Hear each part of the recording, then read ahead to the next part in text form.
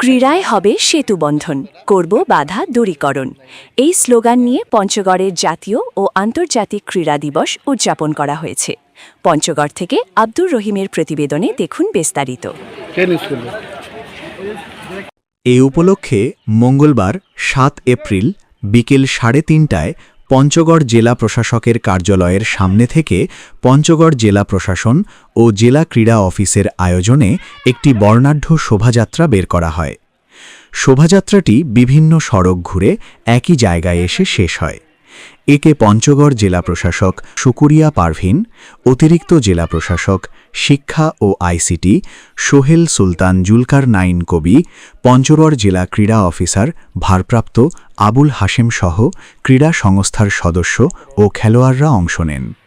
শোভাযাত্রা শেষে জেলা প্রশাসন সম্মেলন কক্ষে আলোচনা সভা ও ক্রীড়া সামগ্রী বিতরণ অনুষ্ঠান অনুষ্ঠিত হয়। খেলোয়াড়দের হাতে ক্রীড়া সামগ্রী ও মেডেল তুলে দেন জেলা প্রশাসক। এ সময় জেলা প্রশাসক শুকুরিয়া পারভিন বলেন, একটা সুস্থ প্রজন্ম গড়ে তোলার জন্য স্পোর্টসের কোনো বিকল্প নাই।